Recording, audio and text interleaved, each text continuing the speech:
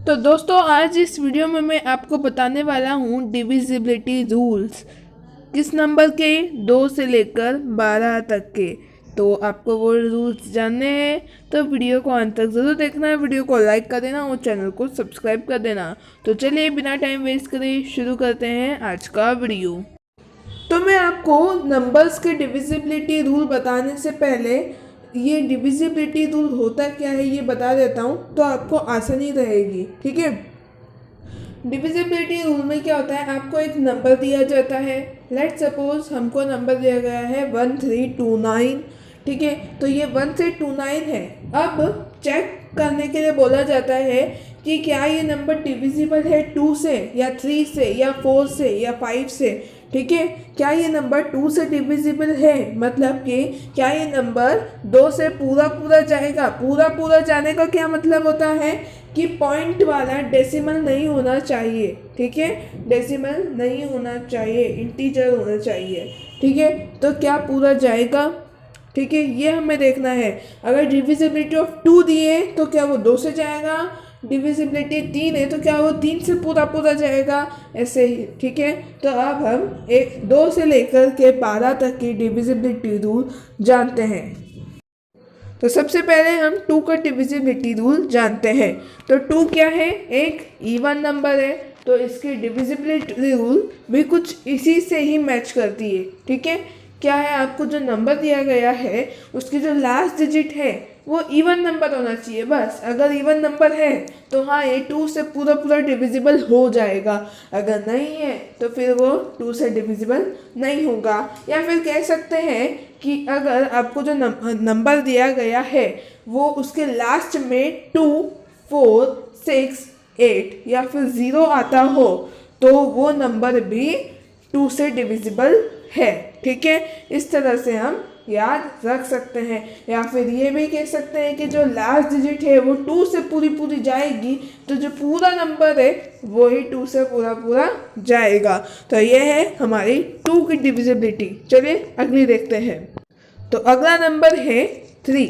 तो 3 की divisibility rule कुछ इस तरह से है। देखिए, आपको जो भी नंबर दिया गया है, लेट सपोज आपको नंबर दिया गया है 147। ठीक है, 147।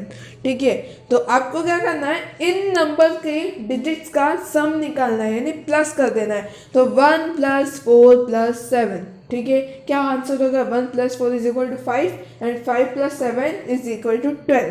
तो 12। ठीक है, अब ये जो 12 है, क्या ये 12 डिविजिबल है 3 से। ठीक है, अगर इनका जो सम होता है, जो आपको प्लस करके जो आंसर आया है वो 3 से डिविजिबल है तो पूरा नंबर 3 से डिविजिबल होगा। ठीक है, अब अगर आपको जैसे कि बड़ा नंबर आ जाता है, ठीक है, बहुत बड़ा नंबर होता है और उसमें से भी 2 डिजिट का थोड़ा सा बड़ा नंबर निकल के आता है, तो आपको क्या करना है, जो आंसर है, जैसे कि हमारा 12 आंसर आया है तो 1 + 2 को, ठीक है, 1 + 2 कर देना है, फिर से प्लस कर दो। ठीक है, 1 + 2 क्या होता है, 3 होता है। अब 3 तो 3 से डिविजिबल होगा ही ना।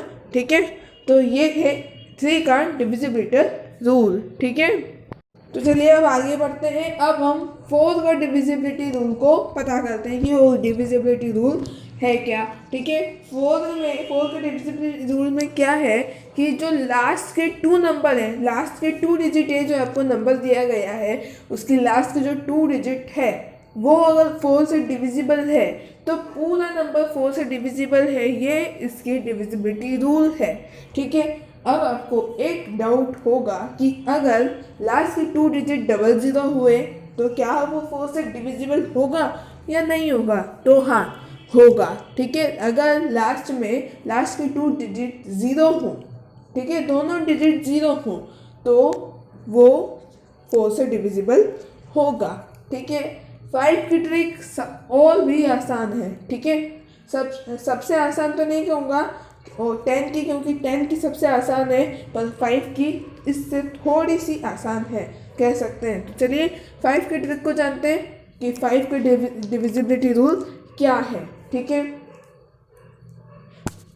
तो आपको जो नंबर दिया गया होगा, लेट सपोज आपको नंबर दिया गया है 129।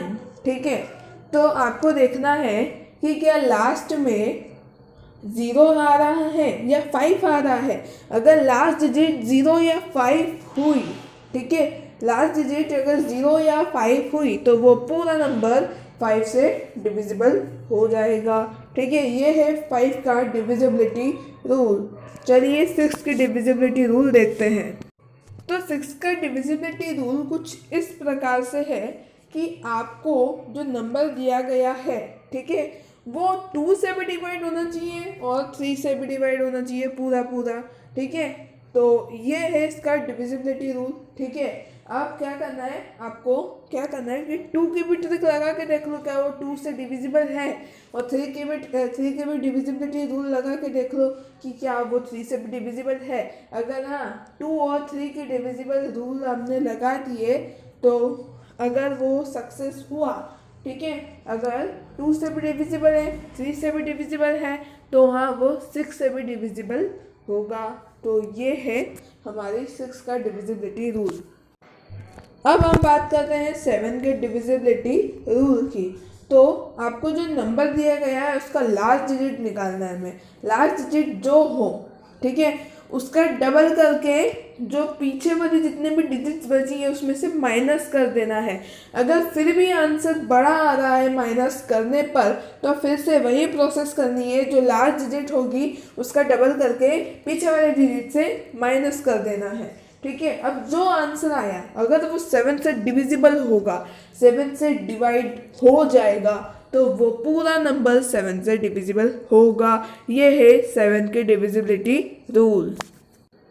चलिए अब 8 का डिविजिबिलिटी रूल जानते हैं। ठीक है, 8 का डिविजिबिलिटी रूल 4 के डिविजिबिलिटी रूल के जैसा ही है। बस क्या है कि आपको जो पीछे की 2 डिजिट है ना वो नहीं देखनी है, अब आपको पीछे के 3 डिजिट देखनी है कि क्या पीछे के 3 डिजिट 8 से डिवाइडेड है। ठीक है, क्या पीछे की 3 डिजिट 8 से डिवाइड हो रही है पूरी पूरी, तो अगर हाँ वो पूरी होती है तो पूरी डिवाइड होती है तो वो 8 से डिविजिबल है।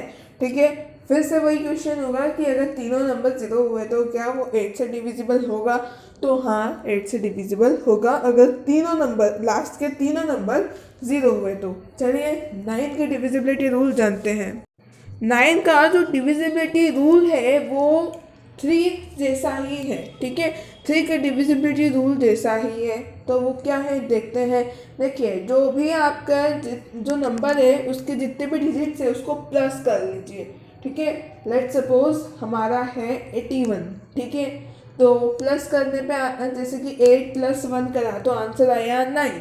तो अगर आपका जो आंसर आ रहा है वो 9 से डिविजिबल है, प्लस करने पर जो आंसर आया वो अगर 9 से डिवाइड हो जाता है तो पूरा नंबर 9 से डिविजिबल होगा। ठीक है, ये है 9 का डिविजिबिलिटी रूल। ठीक है, 3 और डिविजिबिलिटी रूल बचे हैं, तो अब हम उनको भी देख लेते हैं। 10 का सबसे आसान रूल है। ठीक है, 10 का सबसे आसान रूल है डिविजिबिलिटी का। वो क्या है कि लास्ट डिजिट अगर 0 है तो भैया वो 10 से डिविजिबल होगा और कुछ नहीं। तो बस 10 का डिविजिबिलिटी रूल में तो सिर्फ इतना ही है।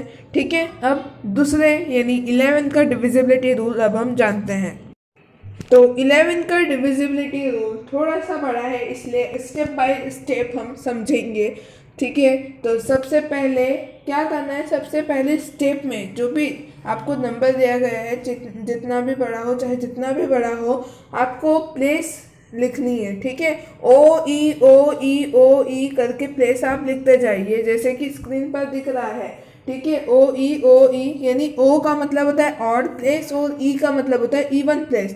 यहाँ पर मैं बोल रहा हूँ ऑड प्लेस और even place, even number odd number ऐसा मैंने नहीं बोला है, नहीं तो बहुत से लोग यहाँ पे गलती करेंगे, ऑड प्लेस इवन प्लेस को ऑड नंबर और इवन नंबर समझेंगे, ऐसा नहीं है। बस आपको ओ ई लिखते जाना है। ठीक है, जब तक नंबर है, जब तक नंबर चल रहा है। ठीक है, फिर क्या करना है, जितनी भी ओ वाली पोजीशन है जहाँ पे भी अपने ओ लिखा है जिसके नीचे, ठीक है, उनको प्लस करना है, अलग लिखना है, और जो ई वाली जो प्लेसेस है उनको प्लस करना है, अलग लिखना है। अब जो दोनों नंबर हमने अलग लिखे थे इनको माइनस कर देना है। माइनस करने पे जो आंसर आया अगर वो 11 से डिविजिबल है तो पूरा नंबर 11 से डिविजिबल होगा। तो ये है 11 का डिविजिबिलिटी रूल। अब 12 का डिविजिबिलिटी रूल हम जानते हैं। तो 12 का डिविजिबिलिटी रूल बिल्कुल 6 के डिविजिबिलिटी रूल के तरह ही है। ठीक है, 12 का डिविजिबिलिटी रूल क्या है कि आपको जो नंबर दिया गया है वो 3 और 4 से डिविजिबल होना चाहिए। अगर वो 3 से भी डिविजिबल होगा और अगर वो 4 से भी डिविजिबल होगा तो पूरा नंबर 12 से डिविजिबल होगा। ये है 12 का डिविजिबिलिटी रूल। ठीक है, तो 2 से लेकर के 12 तक के हमने डिविजिबिलिटी रूल अब हमने जान लिए हैं। ठीक है, अब मैं आपको एक स्पेशल चीज़ बताने वाला हूँ जो कि अगले वीडियो से शुरू होने वाली है हमारे चैनल पर। और वो स्पेशल अनाउंसमेंट ये है कि अगला जो वीडियो आएगा वो क्लास 8 के लिए उनकी जो NCERT है उस बुक का चैप्टर 1 रेशनल नंबर पे आएगा। ठीक है, तो अब हम चैप्टर वाइज वीडियो शुरू कर रहे हैं क्लास 8 मैथ्स का, तो उनको देखना। और अभी हम मैथ्स के शॉर्ट ट्रिक भी बना रहे हैं, 5 वीडियोस पर मैं बना चुका हूँ। उसकी प्लेलिस्ट का लिंक मैंने डिस्क्रिप्शन बॉक्स में दे दिया है, तो वो प्लेलिस्ट ज़रूर एक बार चेक कर लीजिएगा। उसमें शॉर्ट ट्रिक्स है जो आपको एग्ज़ाम में काम आएगी। तो अभी आप सबकी एग्ज़ाम आने वाली है, इसलिए वीडियो में थोड़ा सा मैं कंसिस्टेंसी रख रहा हूँ, एक दिन छोड़ के वीडियो में रोज़ डाल रहा हूँ ताकि मेरे चैनल से आपकी थोड़ी सी हेल्प हो जाए। मेरे चैनल से आपको ज़्यादा हेल्प तो नहीं होगी, ठीक है, क्योंकि ये चैनल बिल्कुल अभी नया है और बहुत कम सब्सक्राइबर्स हैं। तो यार प्लीज़ सब्सक्राइब कर दिया करो यार, वीडियो को लाइक कर दो और कमेंट करके आप डाउट्स पूछ लिया करो कि आपको क्या क्या डाउट्स आए हैं। ठीक है, अगर आप नहीं पूछोगे और डिसलाइक करके जाओगे तो मुझे क्या पता चलेगा कि आपको क्या प्रॉब्लम है, क्या डाउट्स है और आपने डिसलाइक कर दिया। अगर आप मुझको कमेंट में बताओगे तो मैं उस डाउट को आप क्लियर कर सकते हो ना। मैं आपके पूरे डाउट क्लियर करने की पूरी कोशिश करूँगा। तो लाइक करके जाना और डाउट्स आपके कमेंट में पूछ लेना। तो अब आपसे हम अगले वीडियो में मिलेंगे, तब तक के लिए बाय।